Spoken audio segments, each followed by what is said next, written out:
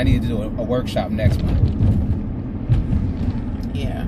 Definitely need to do a workshop. And I think the workshop should be, I want to stay in this pocket of relationships. Yeah, a date for what? That's it. Date for work. Date for what I think is just going to be the kickoff to it. Yeah, but you can do a whole bunch with that. I want to deal with something like, all right, so that's for people who aren't married yet. What about the people who are, okay, I'm already here now. So like all that date for what stuff is bullcrap. Like that don't mean nothing to me. Like, dude, you've been married for 19, about to be 20 years. But don't you also think like there's still an element of dating that still has to happen? Like y'all aren't the same people y'all were 19 years ago.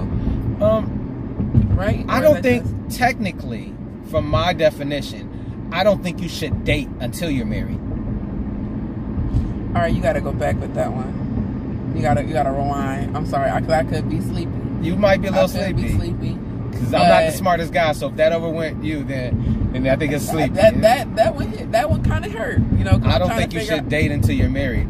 So you should definitely date your spouse. Date means going out with someone. I'm stressed out. Yeah, the word dating by definition is going out with someone in which you are romantically or sexually attracted. And when you look at so let's look at the romantic part. When you deal with romance is a feeling of excitement or mystery that is associated with love. So when you put those definitions together, yes, that's something that you should only do with your spouse. But I do think that you experience that with more people than that should just be your spouse. I think we do, and I think that's part of the problem. Like that experience, we talk about like sex, that's the physical part, sex is just for your husband, right? Or your spouse. Right. The emotional part is just for your spouse too. So why you go out there giving it to somebody you dating? All right, so how do you get to know the person before that? Shayla. No, I'm being serious. Like, I'm talking about as far as the romantic element of it too. Romance is not complicated at all. We make that way too deep. It's just doing stuff that the other person likes without them having to tell you to do it. Well, in that case, then you're romantic with all of your friends. No, we're not, because most of us treat our friends like crap. But that's not the case of people that are really good friends. I'll put it to you like this. The romance has nothing to do with the act. The romance has everything to do with your perception of the person you're doing it for. Case in point, flowers, right? If I buy my wife some flowers, it's like, oh, he's being romantic, right? Right. So is now the act of giving flowers a romantic gesture? I would say no, because you also give flowers at a funeral. You give flowers to a person in the sick bed. You give flowers to your mother on Mother's Day. And those other three aren't romantic gestures. It's the fact that it's your perception of the person that you're giving the flowers to, not just the act of giving flowers in and of itself. Okay, true enough. So even in that instance, how do you show interest in without it being romantic or dating to even get to the point of marriage? How do you show interest in? The deepest thing is when you know that someone is interested in you or that there's a connection, but there's no evidence. That's deep. No, hold on. Okay, I'm gonna give you some pushback because you've been out the game. No. I want to make sure. I think we're probably gonna end up arguing two sides of the same coin. Okay, all right. By that I mean it's not that the other person shouldn't do anything. Okay, thank you. That's not where I'm going with that whatsoever. Okay. But when you know that your connection to them has nothing to do with those little things they're doing, it's like, yeah, he does that, but it ain't that. Oh yeah, she does that, but I promise you it's not that. My connection to them is something deeper than that. I think that if we engage in long-term relationships and it's not something deeper than that, then that's when we end up on those rocky situations. Because the benefit package changes. It's just, it is what it is. Yeah. But that deep connection, I think is eternal. I think that's something that will keep you there longer when the benefit package is gone. From my experience, my wife and I's benefit package have changed drastically over 20 years. But now I do think the benefits package is something to consider, though. Right? Do you elaborate? Okay, so before I shut you down, because I think I'm going to, but I want to make sure. I think that it's still something to consider as to what that person brings to the table. Nope. Because if not, all right, like all the romance in the world, if the person is unable to Unable to manage money. Screw romance. We dealing to. I don't do romance. Okay, romance is for my wife, which means we're past that. Okay, perfect. So let's say the person is unable to manage money. They have some type of gambling habit. They got all of these issues. Like, you kind of need to know what this person is bringing. Oh, turn left here. I'm sorry. Thank you. Bringing or taking away from the table. True. And you learn those things in this thing called a friendship. And wasn't it funny how I sent you a post the other day, right? Right. I sent you a message the other day, and I forgot to attach the picture. You already knew the picture. Okay. And the reason why we knew is because we spent enough time together as friends that we know each other. Right. And the reason why I believe we know each other is because we're not trying to screw each other. Because when you're trying to screw somebody, you miss stuff. Touche. But here and still. So then, if you, let's say you just walk into everything out of genuine friendships. Yes. At what point does that change in order to even get to a marriage? Oh. So you saying that it just goes from friend to altar? I have very little argument against that. I think that would be dope. Case in point, there was a point in time when we did this thing called arranged marriages, right? And those marriages lasted longer for a plethora of reasons. Women didn't have rights. Yeah, and that too. That's kind of the whole That's kind of point. big thing. I think that even if they had rights, they wouldn't have left. I think even if they had rights, they wouldn't have left. You can go ahead and I disagree. Because you're assuming that they did not end up enjoying the relationship. And I believe in many cases, because here it is, you have women who have rights who leave. Okay, so here's the thing. Like you, I think in those instances, marriage had a specific purpose. Yes. It was for property. It was for status. It was for safety. Yes. So I'm not leaving my property, my safety, my status. So what you getting married for? It's the same thing. Okay, that's what I thought. But I'm being funny with that. I'm being funny. Let me stop because people gonna take me seriously. Be listening.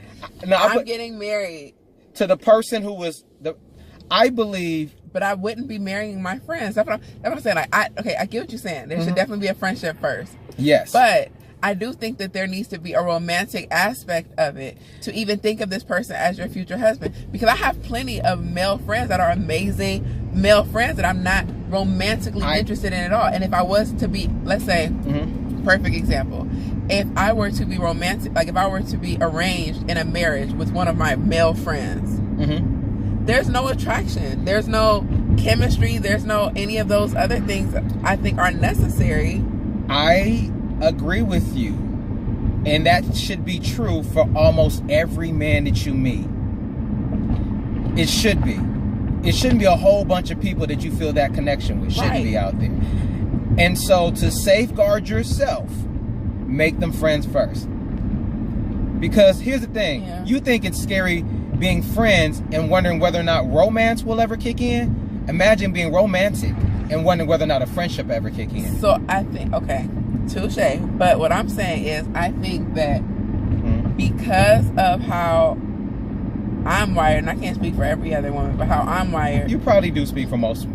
That when you are my friend, you are just that. And because of that, that's almost necessary, because then that complicates things along the way that could potentially ruin a friendship. So it's like I'm literally like teeter-tottering and trying to make sure that I'm not damaging something. And to be honest, when I think of people that are my friends, they've always remained in that spot. You know the term, like friend zone, like they're in that zone. They stay in that zone. Yes. You don't come out of that. No, I think you can come out of that. I remember putting myself on blast. So I've been in a situation where someone who I genuinely saw as a friend one day didn't look like a friend anymore. And I could not understand how it happened. It happened. I wish I was smart enough to articulate how it happened. I don't have the education to do it. All I know is I've experienced it. And people are like, oh no. I'm like, I promise you, I on Brianna, that she was just a friend. Yeah. And then one day, she wasn't. And so I believe that life can provide the circumstance necessary for the switch to come on. if you're open to the switch coming on. But isn't that in itself dangerous? Because if that's the case, there's nothing more dangerous than you thinking that you're smart enough to pick your mate. Nothing more dangerous than that. You don't even know who you're going to be tomorrow, let alone 10 years from now. And you're going to pick somebody for 10 years from now? Stop. We ain't none of us smart enough for that. There is a spiritual aspect to relationships. And I hate to keep going back to you, but I don't have a lot of friends on purpose. I would have never picked to be friends with you. No, not at all. And you would have never picked to be friends with me. But had we not become friends, a lot of opportunities and growth would have never happened. And so I'm not smart enough. If you would have asked me back in 2010 when I met you, I wasn't smart enough to know you'd be the person you are today. I wasn't smart enough to see it. Yeah. So the fact that I wasn't smart enough to see it. So what we think we out here doing? Yeah. There is a spiritual, call it whatever you want to call it, but for lack, I have a religious upbringing. So there is a spiritual aspect of relationships that we have tried to bypass and approach intellectually. And so we get the result of trying to make a spiritual decision intellectually. Our fault. We try to rationalize, well, check box A and check box B. You can check every box and they be wrong for you. Okay, so what happens when you meet somebody and the romance is right there? Walk away. Like the chemistry, everything is right there. Walk. And you instantly are like... You got to guide me a little bit because you know I'm you're keeping straight. It's literally going to run into my street. All right. So you meet someone and it's like the romance is there, the whole love at first sight type thing. I get what you're saying. Every person I've ever felt that way initially it was in the flesh. Every time. Not to say that there's a scenario where it's not. I'm just saying from my personal experience, every time when I met them off rip and it was real tight, it was usually something in my flesh. I ain't even gonna put that on God. God must want us to be together. No. Nah, you was just what I like. Oh, you might want to go straight. Yeah, I'm about to get over. See, I beg to differ. I have definitely met or encountered individuals that I wasn't necessarily like just right away, like just physically attracted to. But after talking to them or anything else, or their energy being like, man. Oh, they spoke your language. That's sexy too. That can get your attention. And I'd be like, wait, whoa. And so then it's like instantly, okay, do I pursue this? Because this is clear that I would be interested in you romantically. So now I'm getting to know you and we are building up this quote unquote friendship, but we're both very clearly attracted to each other. Because energy don't lie. Energy does not lie, but you must learn to master energy. And you must also learn to approach relationships without expectation. That is a deep level of spirituality. When you learn to look at life without expectation, to be like water, to be fluid, to understand that what will be, and you can't make it happen. You can't. You're not put here to make it happen. You're not, because that would mean you're controlling another human being's life. You're not here for that. So my recommendation is that we learn, like, I met you. Why is it I'm already putting these expectations on you? Yeah. Like, you might even just be in my life for a season. You might just be in my life for me to realize that there's a side of me that hasn't been addressed. You could be in my life for a million reasons, but I'm automatically, in my mind, I'm looking for a relationship. And, reticular activating system. Once you're looking for something, what happens is you start to block out other things. And you're like, this person might be in your life to help you with your business. But you so focused on the relationship part, you never got your business together. He says, well, God, why would you... Hold on, I'm sorry. Let's just pause that. I need to take a note. I just need to take a note. Hold on. I feel like I'm in church. Hold on. You in church? I need to just... Are we going to pass the offering? Let me find me a little offering tray. I gotta change together. It ain't that kind of church. Oh, okay. Okay, hold on. Wait, let me just go ahead. Reticular. You know about it. It's going to be in the book. If you want to know, I didn't come up with this concept, but you can look it up, the reticular activating system. Okay. It's how your brain is wired. It makes you miss everything that doesn't line up with what you want to be true. It's the reason why, like, when you get a brand new car, don't it seem like everybody got that same car? Yeah. And it's not that everybody has that car. It's just that before you bought that car, it wasn't important. Since it wasn't important, your brain filters it out. So when you're dating, it does the same thing. When you tell them, hey, this person is important, anything that contradicts that, your brain filters it out. You start missing stuff. excuse me for being as remotely sexist, but sometimes you see women like, I didn't know he was like that. You didn't know it because you was too busy in love. Yeah. Like, he been rude, he been abusive. Yeah. That ain't new. You can't, everybody in your family told you that. You couldn't see it, not because you're ignorant or you're stupid. Your brain was literally wired to filter out that information and only look for the positive. But when you approach a situation with no expectation. So what about the fact that some people behave different if they're romantically involved with you or not? Oh, well, I talk about that in the book and in the workshop.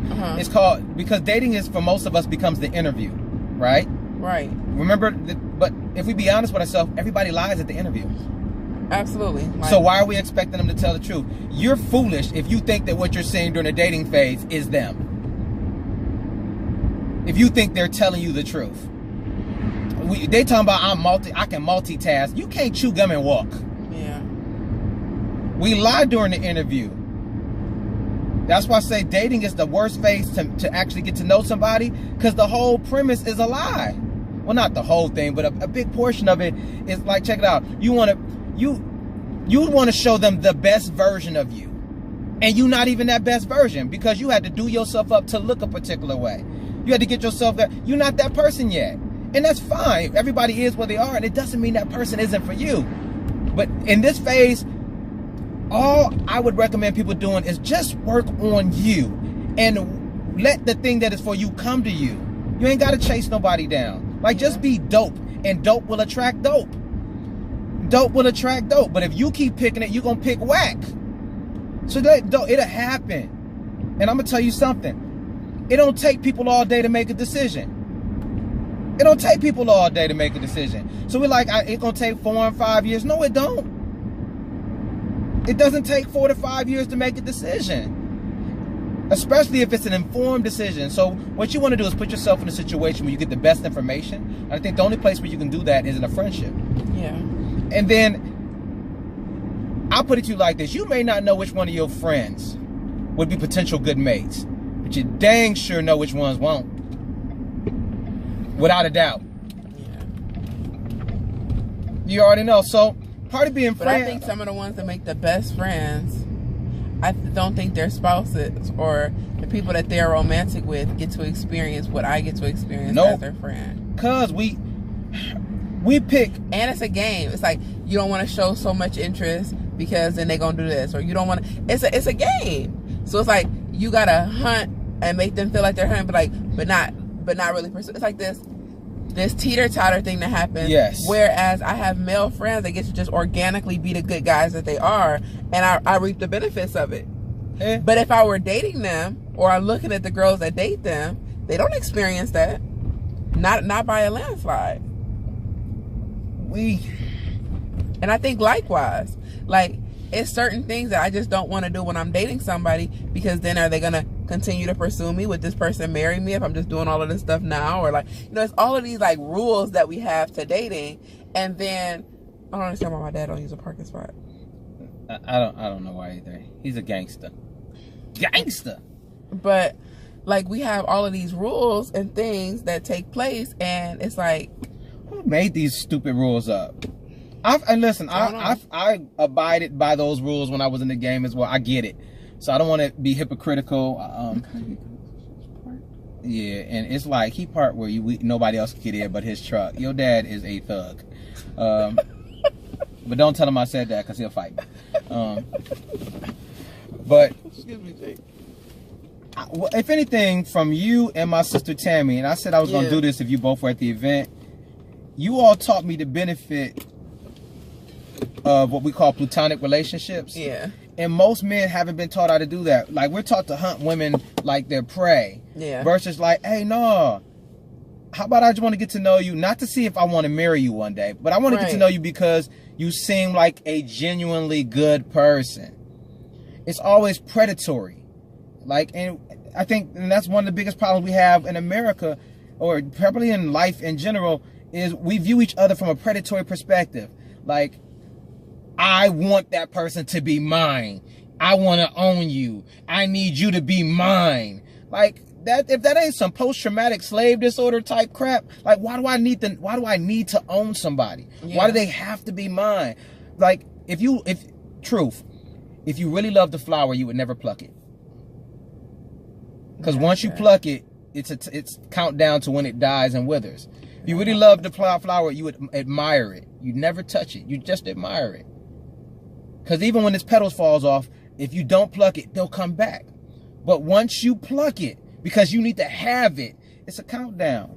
And I'm not saying that you can't ever be in a relationship with people, but this need that that's the only way that we can interact is unhealthy. And I would say that it's the cause behind most of our misery, for males and females.